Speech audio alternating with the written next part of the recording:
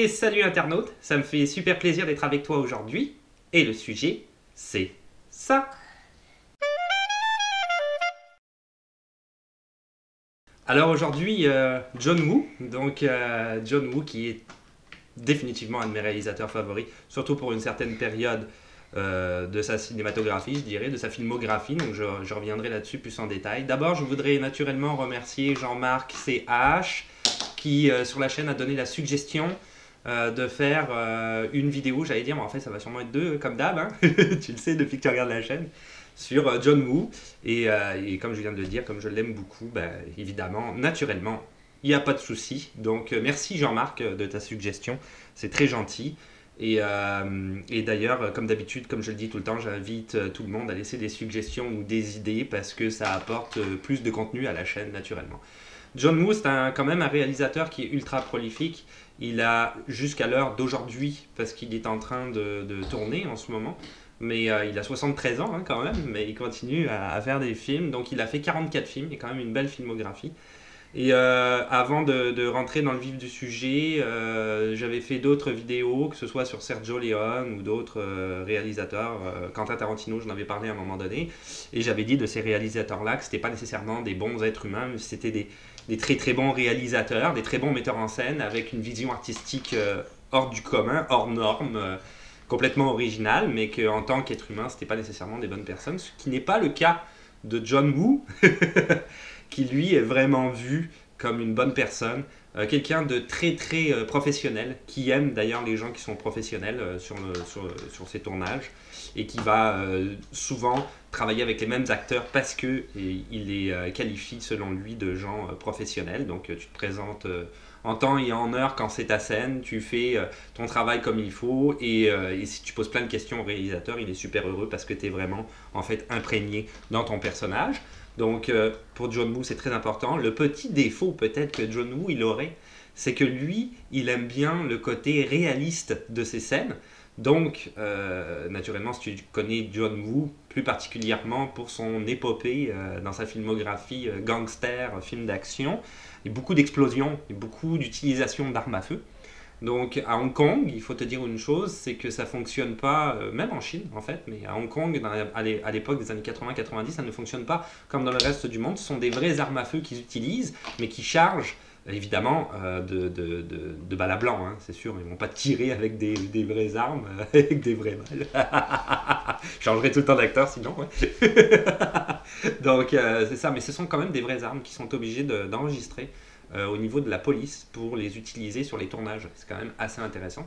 Et lui, son nombre de munitions, c'est entre 100 000, tout dépendant des films, et 400 000 munitions utilisées par film. Hein. C'est fou, c'est complètement fou. Dans ces explosions, lui, ce qu'il aime bien, c'est, comme je disais tout à l'heure, le côté réaliste. Donc, par exemple, il y a eu un tournage avec, c'était dans À toute épreuve avec Chow Yun-fat, dont je reviendrai tout à l'heure là-dessus, ce film-là. Et à un moment donné, il avait dit à Chow Yun-fat, ok, il y a une explosion, il sort d'un building, il part en courant. C'est la scène dans l'hôpital.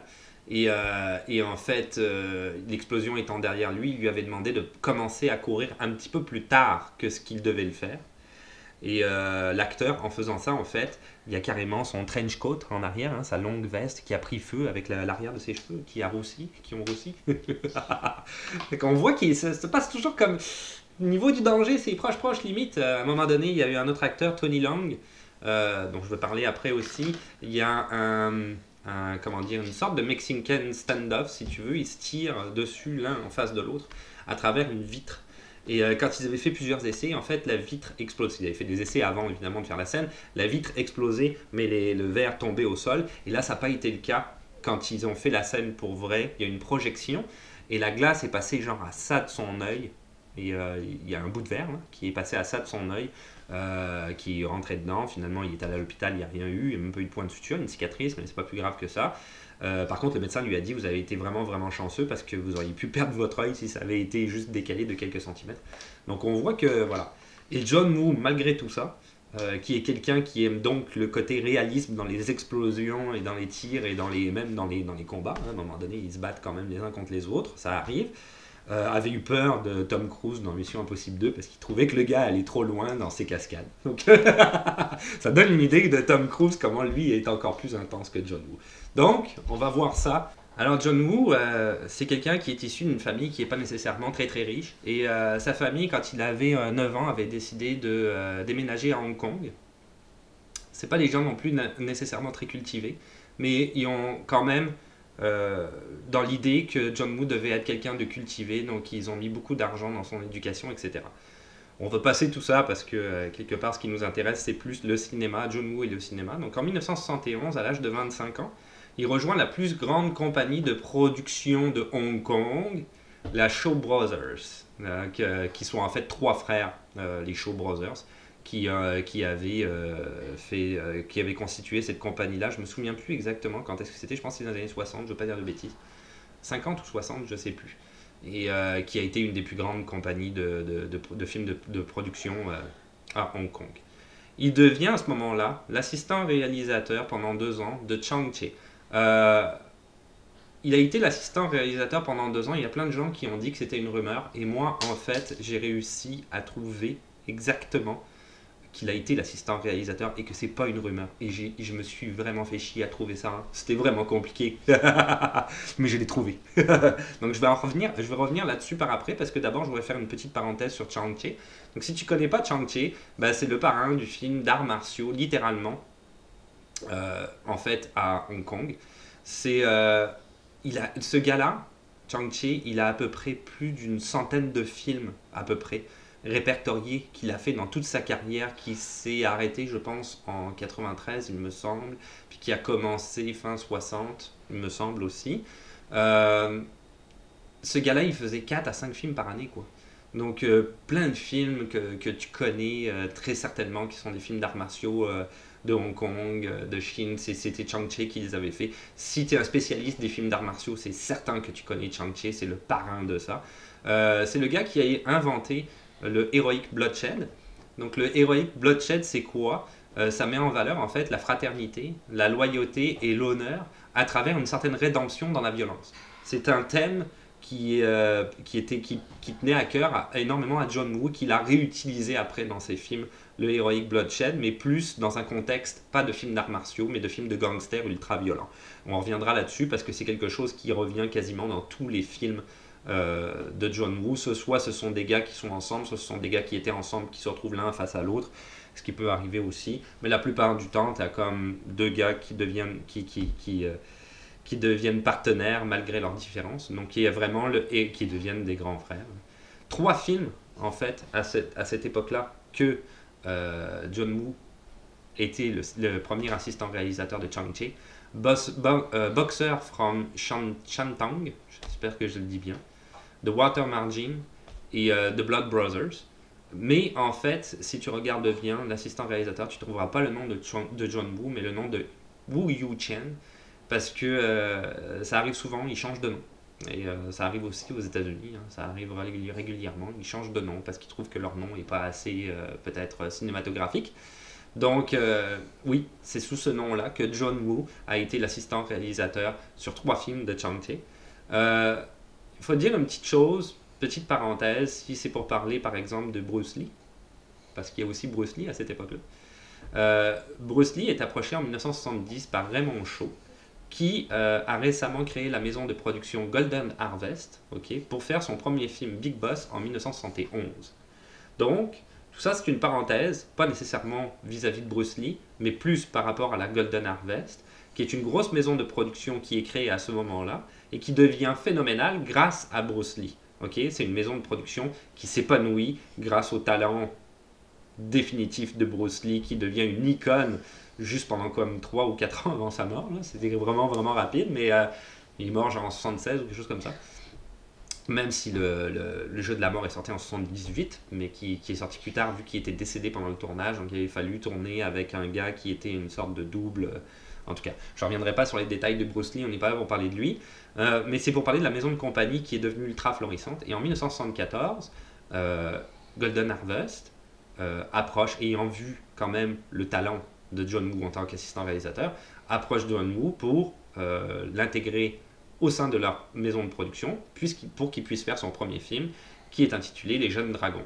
Alors, c'est sûr que là, toute cette période-là de John Woo, qui va commencer donc en 1974, son premier film, pendant peut-être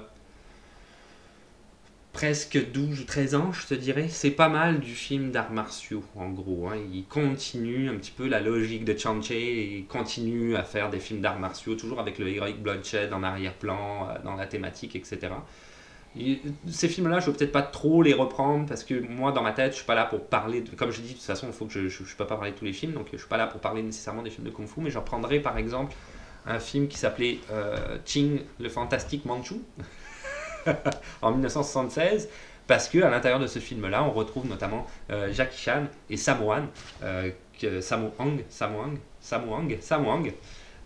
que tu connais nécessairement si tu es un fan de Kung Fu et de films d'arts martiaux. Sammo Hung, qui est devenu un des plus grands réalisateurs par après, et qui était un ami de Jackie Chan à l'époque du Cirque du Soleil. En tout cas, il venait de... Je sais pas si ça s'appelait le Cirque du Soleil, mais il me semble que oui. Mais il venait de ce genre... non, il me semble pas, en tout cas. Il venait de ce genre de cirque-là, si tu vois ce que je veux dire. Donc John Woo fait à peu près une quinzaine de films pour la Golden Harvest, avant que... Donc c'est ça, comme je te disais tout à l'heure, je vais passer rapide sur ces films de Kung Fu, mais tu peux quand même aller voir sa filmographie si tu es intéressé et aller regarder certains de ces films-là, qui se passent beaucoup dans les Shaolin et autres, là. Films de Kung Fu. Avant qu'il soit finalement approché par un monsieur qui s'appelle Tsui Hark. Donc si tu connais un petit peu le monde des films asiatiques, ce qui est un petit peu mon cas quand même. Tsui Hark, c'est un gars qui est quand même ultra connu. Là. Et Tsui Hark, en fait, lui permet de rallier des rangs d'une autre maison de production qui s'appelle Cinema City. Tsui Hark, pour ma part, c'est un réalisateur que j'aime beaucoup. Pas pour tous ses films, c'est ça, juste pour certains de ses films. Après, il a fait pas mal de films aux États-Unis que j'ai pas réellement appréciés.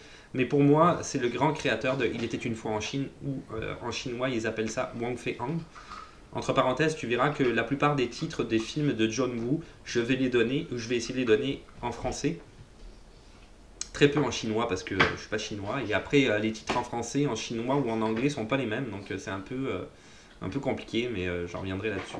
Bref, parenthèse fermée, il était une fois en Chine en 1991 avec Jet Li notamment, qui pour moi est vraiment un très bon film, très très bon film de Tsui Hark, qui est une épopée, une fresque historique chinoise sous fond de kung-fu et de comédie. C'est vraiment une grande réussite. Évidemment, il avait sorti en 92 Il était une fois en Chine 2, et la même année Il était une fois en Chine 3, également avec Jet Li. C'est la continuité de ces deux premiers films. Le premier étant celui que j'ai le mieux aimé, mais après ça, il en avait fait d'autres. En ce moment, il est un réalisateur qui tourne un petit peu en Chine, mais pas mal aux États-Unis. Et par après, il a fait d'autres films comme Double Team en 97 avec Jean-Claude Van Damme et Dennis Rodman, par exemple. Non, c'est ça, Jean-Claude Van Damme. En tout cas, à cette époque-là, déjà, je n'étais pas nécessairement un adepte. Évidemment, tu ne peux pas parler de Tsui Hark, tu ne peux pas parler non plus de Ringo Lam. Il y en a plusieurs comme ça, des réalisateurs, mais Ringo Lam, c'est la même chose. Il a réalisé notamment Risque Maximum en 96, encore avec Jean-Claude Van Damme, ou Replicant en 2001 avec Jean-Claude Van Damme, encore. Bon, bref. Ça, ce sont tous des gens qui sont plus ou moins quand même interconnectés, surtout à l'époque. Donc, grâce à Tsui Hark, John Woo rallie les rangs de Cinema City. Et ils ont dans l'idée de faire le premier film, Le Syndicat du Crime, en 1986. Là, on rentre pour moi dans le sujet. Le Syndicat du Crime. Le film. Waouh. Bref, en fait, Le Syndicat du Crime, pour donner quand même une idée peut-être plus explicite là-dessus, c'est Tsui Hark qui voulait le réaliser à la base, mais qui n'a pas pu, pour faute de calendrier. Il était sur un autre projet, donc il a finalement donné les rênes à John Woo, qui a été comme une des meilleures idées qu'il ait jamais eues, je pense. C'est le premier réellement Heroic Bloodshed dont je parlais tout à l'heure, qui se déroule dans un gunfight urbain, donc nécessairement. C'est un film qui met en scène le gangstérisme, naturellement, je veux dire, tu le vois dans le titre. John Woo avait choisi Chow Yun-fat comme héros dans le film, ça c'est intéressant, parce qu'il trouvait que l'acteur ne ressemblait pas à un héros, donc il trouvait que c'était bien, une sorte d'antagonisme dans le personnage. C'est la première fois à Hong Kong, dans un film, qu'apparaît un héros avec ses longs manteaux, ses lunettes de soleil et son allumette dans la bouche, qui est devenu un petit peu une sorte de marque de commerce par après de Chow Yun-fat, qui a eu une carrière un petit peu aux États-Unis dans les années 90 et qui continuait à avoir un petit peu ce look-là, en fait, qui avait été introduit par John Woo dans le Syndicat du crime.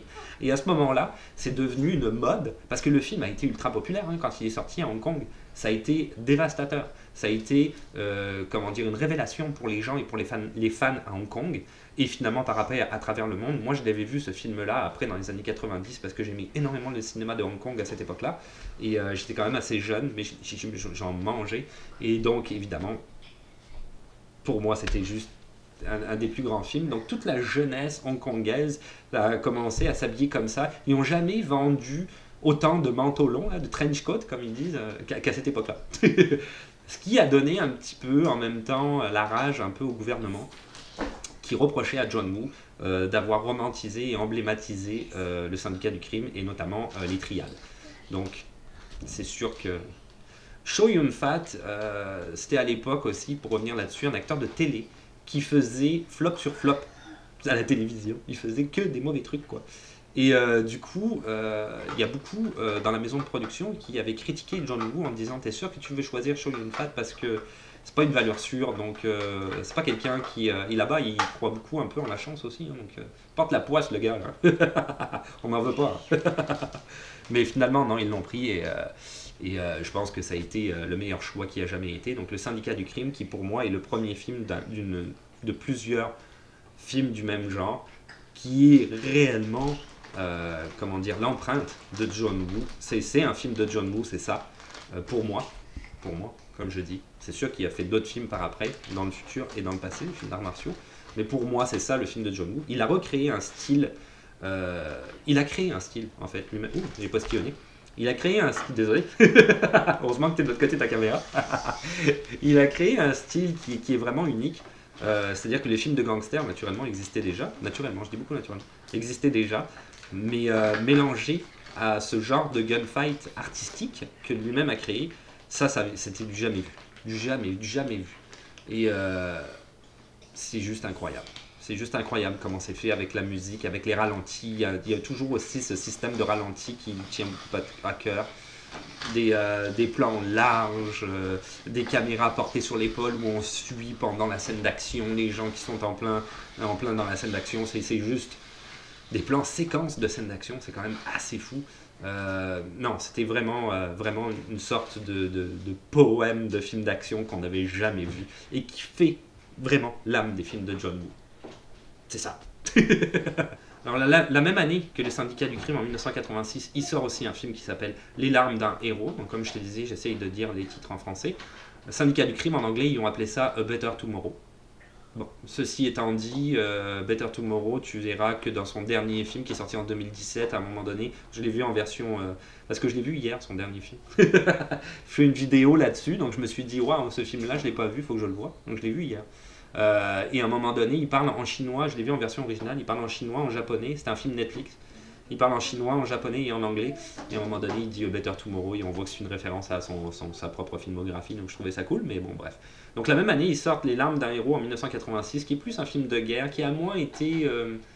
qui a quand même marché, il a quand même fonctionné, mais qui a moins été apprécié par la critique et les fans, qui eux avaient été juste complètement abasourdis par cette idée de crime organisé, de gunfight, de romance, de l'action, d'une poésie cinématographique de l'action qu'on n'avait jamais vue jusque-là.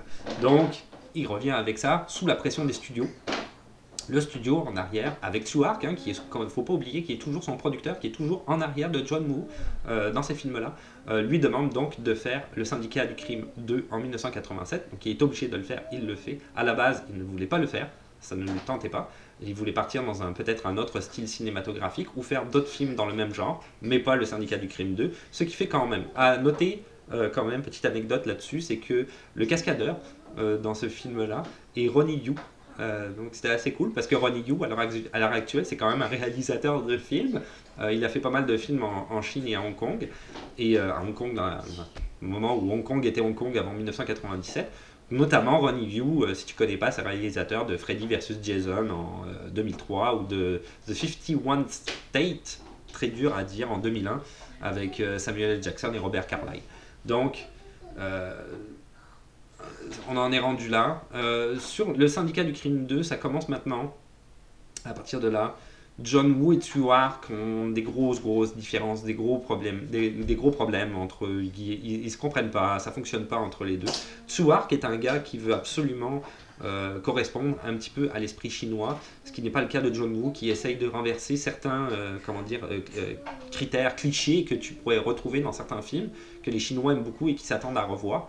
Lui, il essaye de renverser ça. Donc, par exemple, pour anecdote, dans ces films-là, il essayait, je pense que c'était dans le syndicat du crime 2, il essayait dans une introduction, je ne sais plus si c'était ce film-là, dans une introduction de mettre quelqu'un qui joue du saxophone, parce que Tsui-Hark s'est complètement opposé à ça, et a demandé à ce que ce soit une musique typiquement chinoise et même traditionnelle, le saxophone n'étant pas traditionnel, ou en tout cas le morceau de musique dans lequel il y avait du saxophone ne l'était pas. Et c'était tout le temps ce genre de choses-là qu'il y avait, et évidemment aussi des coupes drastiques au montage. Tsui-Hark trouvait les films de John Woo trop longs, et il coupait beaucoup au montage. Donc ça a donné des films qui auraient été... Il coupait énormément de scènes d'action, d'ailleurs. Donc ça a donné des films qui étaient peut-être un petit peu moins violents que ce qu'ils pouvaient être, avec évidemment aussi, mais je vais revenir là-dessus plus après dans la filmographie de John Woo, avec aussi des grosses pertes au niveau de la narration et au niveau des personnages. Donc il y a des personnages, on ne comprend pas trop pourquoi ils font ça ou pourquoi ils disent ça, mais c'est parce qu'en fait, dans le film, il y avait une histoire mythologique là-dessus qui a été complètement sabrée au montage, donc c'est sûr qu'en tant que spectateur, on ne peut pas comprendre. Donc là a commencé un petit peu la guerre entre Tsui-Hark, carrément, même beaucoup, la guerre entre Tsui-Hark et John Woo avec le syndicat du crime 2. En 1989, il sort The Killer. Donc là, si tu es un fan de John Woo, tu sais exactement de quel film je parle. The Killer avec Chow Yun-Fat et Danny Lee. C'est considéré encore à l'heure actuelle comme son chef-d'œuvre, son masterpiece, son film ultime. Celui où tu as tout dedans. Ce que moi, je ne considère pas. Je considère comme un très bon film, mais je pense pas que ce soit celui-là son chef-d'œuvre. Peut-être qu'à la fin, je te donnerai, à la fin de la vidéo, si tu attends jusque-là, je te donnerai mon top 3 des films que j'aime bien de lui. C'est un succès à travers le monde. C'est massivement exporté, ce film-là. Les gens le regardent beaucoup. C'est la première fois dans un film de John Woo qu'il y a des scènes d'action non scriptées. Là, à partir de là, John Woo décide qu'il y a un petit peu plus, de liberté vis-à-vis de Tsui-Hark. Et il décide à ce moment-là, il dit non, là on va faire on va suivre le scénario, des scènes d'action. Il les a toutes remodelées, il a dit non, on va les faire comme je les sens, on va les faire d'une certaine manière, on va tout remanier ça. Donc c'est pas scripté à ce moment-là. Et il a eu énormément de problèmes parce que naturellement, s'il avait des autorisations pour filmer à Hong Kong, ça fait beaucoup de bruit, des explosions et des gens qui se tirent dessus. Parce qu'il faut dire une chose, c'est que sur les films de John Woo, et c'est très remarquable, c'est souvent en son direct. Donc quand il tire, c'est vraiment le son que tu entends, c'est pas repris après en arrière en post-prod. Et d'ailleurs, il y a eu beaucoup de ces films, quelques-uns de ces films, pas beaucoup, mais quelques-uns de ces films dans son aire de Hong Kong, on ne parle pas aux États-Unis, son aire de Hong Kong, où il devait utiliser de la post-production, ce qui ne se faisait pas nécessairement à l'époque. C'est-à-dire les gars devaient se redoubler en post-prod parce que le son des armes à feu étant trop important. Donc, avec tout le bruit que ça faisait, c'est sûr qu'il y avait des plaintes du voisinage qui pensaient à des attentats et à des gens qui se tiraient dessus et des triades qui venaient faire des choses horribles. Et ils se sont rendus compte en fait que c'était le tournage de John Woo, et quand la police venait sur place, en fait c'était des grands fanatiques, quoi. John Woo était un gars à ce moment-là, en 89, il avait sorti déjà les films dont je viens de citer. C'était le gars que tout le monde connaissait et des gens étaient fanatiques à mort, y compris la police. Donc il l'excusait, puis il a fait sa vie. On va pas pouvoir t'excuser 1000 ans, donc essaye de tourner ça vite. Donc c'est ça, The Killer, c'est certain.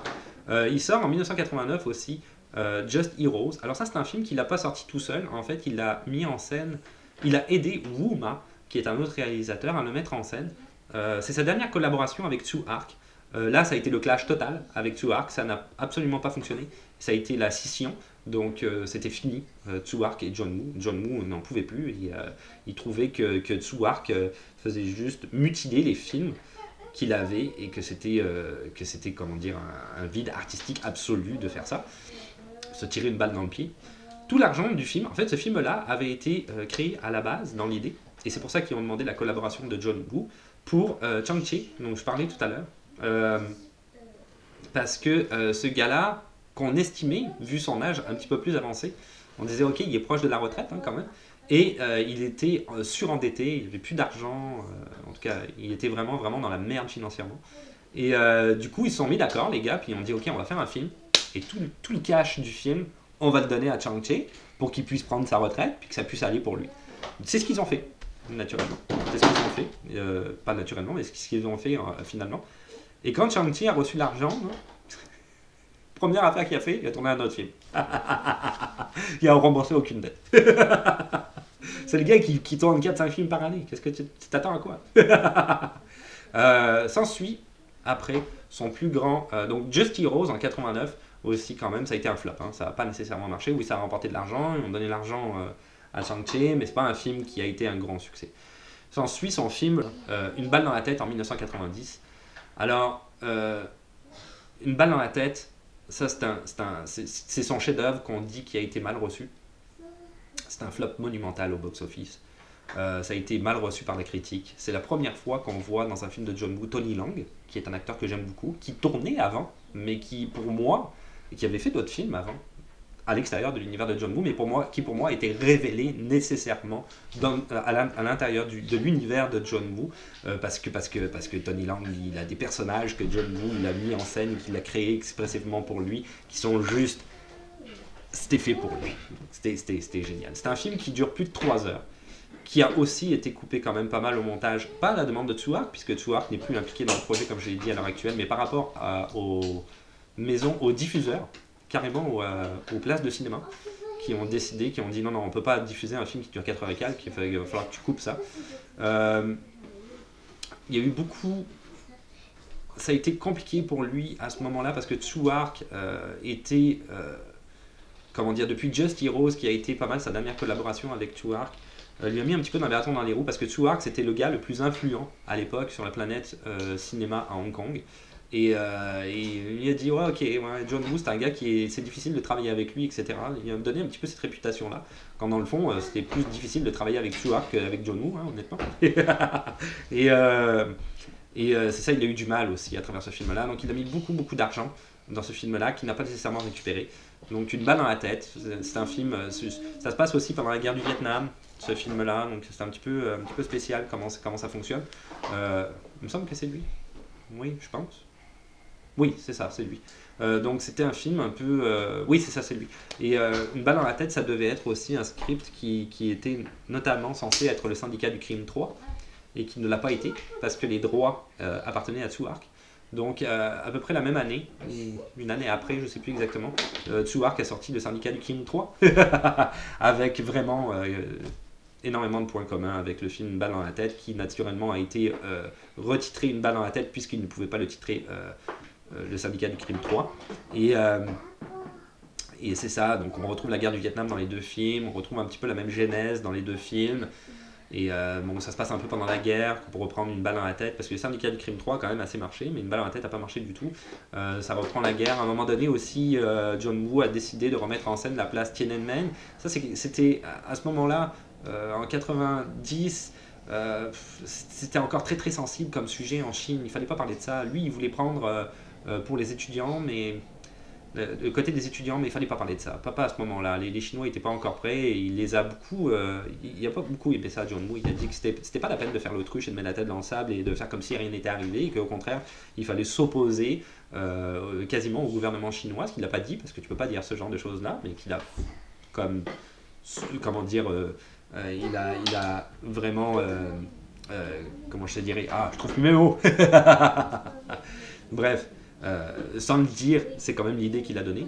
Donc c'est ça, c'est une période un petit peu difficile, donc un petit peu le trou là pour John Woo à ce moment-là, avec sa scission avec Tsui Hark en plus, en arrière. Ça n'a pas été très bon.